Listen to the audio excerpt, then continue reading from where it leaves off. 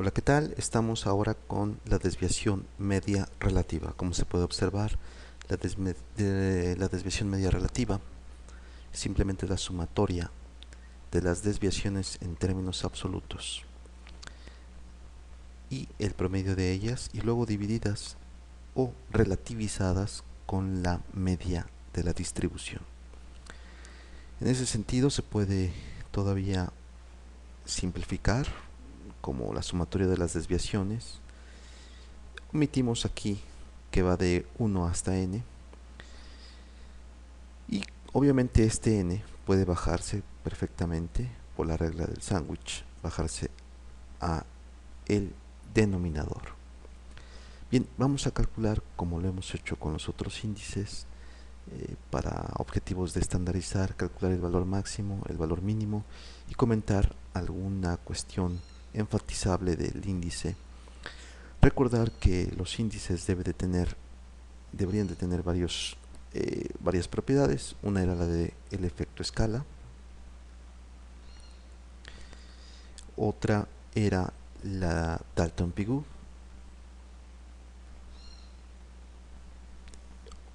y por último era el cambio relativo.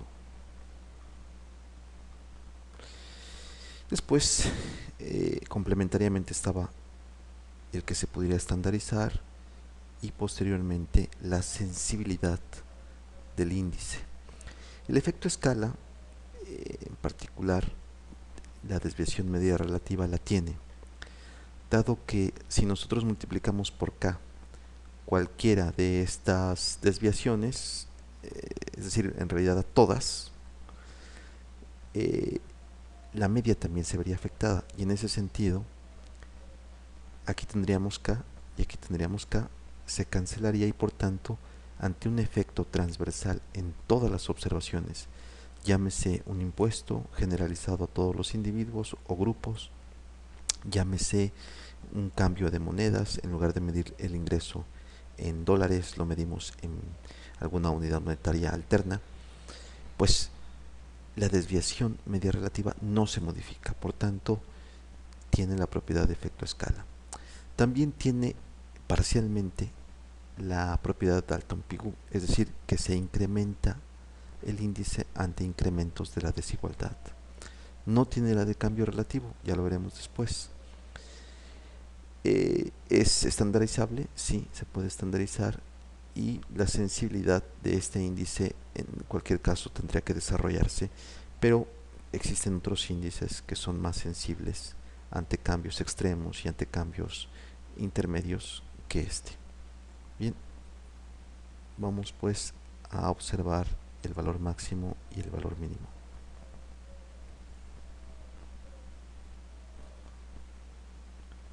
Aquí tenemos la desviación media relativa. Como habíamos comentado, el índice es este, y se puede bajar la n como común denominador, que por simplicidad la llamamos gamma. El valor mínimo implicaría estar en una equidistribución, es decir, que todos los individuos, en este caso imaginarse 1, 2, 3, 4, 5, 6, 7, 8, 9, hasta el décimo, y ordenados del menor que tiene menos ingreso al que tiene más ingreso. En ese tipo de distribución vamos a suponer, a plantear de inicio, que partimos con una equidistribución, es decir, que cada uno de estos 10 individuos perciben el mismo ingreso. En ese sentido, al tener como referencia la media, no estaremos trabajando con una proporción. Por tanto, x1 se va a parecer a la media, dado que es una equidistribución. Todos los individuos de esa distribución ganan la media. Por tanto, x1, x2 y xn ganan la media. Evidentemente, media menos media es 0, y en el numerador en todos los elementos va a ser 0. Luego, por tanto, la desviación media relativa mínima es de 0. Ese es el valor mínimo que puede alcanzar este índice. Bien, seguimos bajando. Vamos a calcular ahora el valor máximo. Bien, tenemos ahora el valor máximo x1, aquí está, x2, pero ahora resulta que xn, esta concentra toda la variable en cuestión, toda la variable analizada. Y en ese sentido, dado que estamos trabajando con x media, sí que puedo poner no una proporción, como en otros índices, que pondría que gana 1. No, sino que gana toda la sumatoria de x y, es decir, todo el pastel. Y utilizo sumatoria de x y porque estoy utilizando la x media. Esa es la razón. Esa es la discriminación que hay que hacer entre utilizar el 1 o utilizar la sumatoria de x y para calcular el valor máximo. Dicho eso, entonces, vamos a enfatizar lo que les parece con rojo. En ese sentido, entonces, el x1 obtiene 0, el x2 obtiene 0 y este obtiene sumatoria de x y. Evidentemente, dado que gamma es n veces x media, de acuerdo, ya le hemos comentado eso al principio del video, y si no, pues se comenta aquí otra vez. Fijarse que esta expresión, obsérvala con cuidado, si nosotros aplicamos la ley del sándwich y ponemos d como sustituto de todas las sumatorias, sería d por 1, n x media, d, y aquí ponemos gamma. Ya está, de ahí vino la gamma. Simplemente es una sustitución de variables. Bien, pues ya estamos acá. Si esto es cierto, ante una concentración total, entonces lo que resulta es que el primer elemento es 0 menos x barra. En términos absolutos será entonces x barra, es decir, la media. Sería menos x barra, pero como es valor absoluto, pues simplemente x barra. Bien, entre gamma, la otra expresión del mismo modo, análogamente, x media entre gamma, más, etcétera, tantas veces como se quiera. En este caso serían 9 veces, es decir, n menos 1 veces, dado que estamos pensando en una distribución con 10 individuos, tendríamos que se repite 9 veces o n menos 1 veces este valor. Bien. Luego, el más relevante, la observación más relevante es la que concentra todo. Ya hemos comentado, pero lo vuelvo a poner acá, que tenemos que la sumatoria de x y entre n es la media. Por tanto, sustituyendo o despejando, sumatoria de x y va a ser, por tanto, igual a n veces x barra. Esto es precisamente lo que voy a sustituir en la expresión de acá abajo.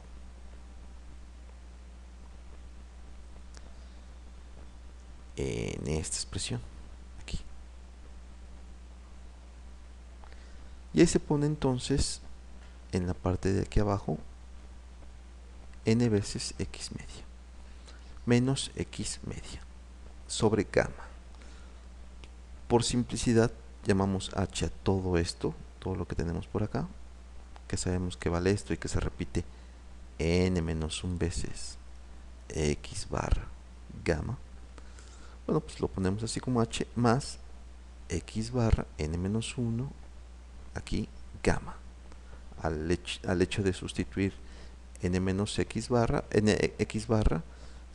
factorizamos tal y obtenemos este numerador. Obsérvenlo con cuidado. Nx barra menos x barra, pues en efecto sacamos la x barra y se multiplica por n menos 1 y nos da exactamente este numerador. Bien, luego entonces tenemos que n-1 veces x barra entre gamma más x barra n-1 gamma es igual, dado que hay como un denominador, lo podríamos aquí, o bien despejamos ya que esto vale n veces x barra, y por tanto será n-1 por x barra, se va este elemento, y en el segundo monomio tenemos x barra n-1 gamma. Total, se van otra vez las x barra y nos queda n-1 veces entre 1 y n-1 veces entre n. Por tanto, 2 veces n-1 dividido entre n. Ese es el valor máximo de la desviación media relativa. Por tanto, ¿de acuerdo? Lo voy a borrar aquí.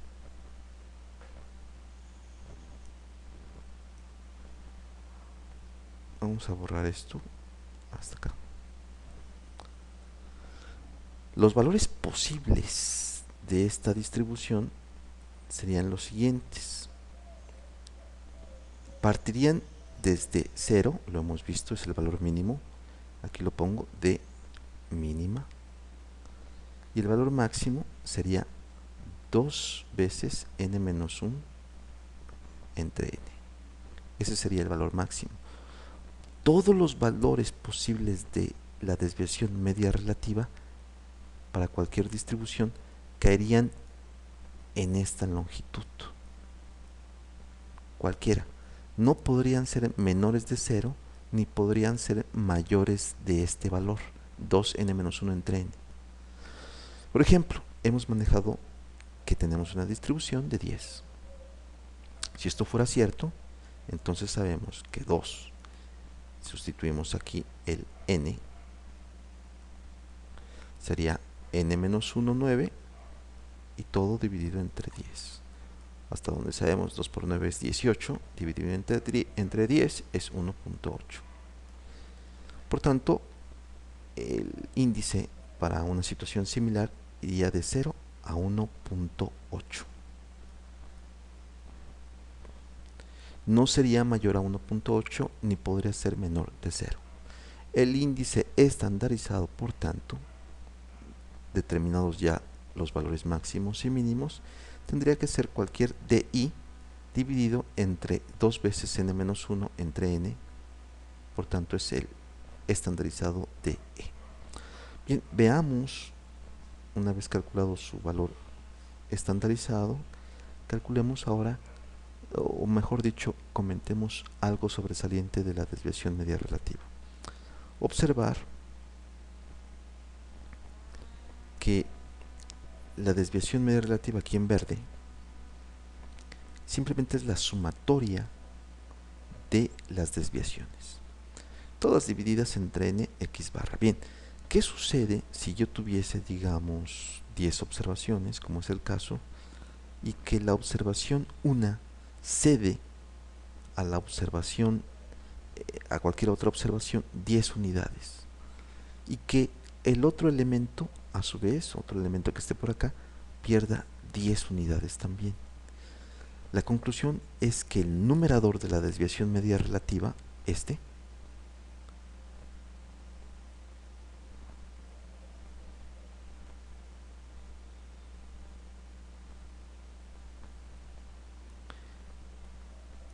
numerador no se modifica. Y a pesar de que le diera el más pobre al más rico una cantidad de ingreso determinada, si hubiese en los intermedios alguna modificación que balancease esa transferencia, digamos que se cumpliera que le diese 10 al más rico, pero que en los intermedios, en los individuos intermedios, hubiese una transferencia del mismo tipo que neutralizara esa transferencia. Bueno, pues entonces se tendría que el índice no se modificaría, se mantendría constante, y por tanto ante un incremento de la desigualdad, dado que no es lo mismo que las 10 unidades se transfieran de una unidad muy pobre a una muy rica, a que se retransfieran entre intermedios, entre la clase media, digamos, dado que no son equiparables esas dos tipos de redistribuciones, el índice debería de incrementarse y sin embargo la desviación media relativa no lo hace. Hay un ejemplo que se plantea en el trabajo, a ver si lo planteamos aquí. Tenemos por ejemplo el rango relativo, en el cual, observarlo con cuidado, el grupo 1 con rango relativo tiene 26%, y después ante una medida, fijarse, una distribución más polarizada, tiene un decremento en el índice del 26 al 16%, es decir, grosso modo cae 10%. Este es un límite, lo comentamos, del rango relativo. Bien, ahora veamos qué sucede con la desviación media relativa. Según esto, ante los datos anteriores, se incrementa en efecto de 18.92% a 44%. En ese sentido, pareciera ser que tiene la condición Dalton-Pigou. Ya hemos demostrado que tiene la condición de efecto escala, es decir, que salva el efecto escala. Bien. Pero ¿qué sucede?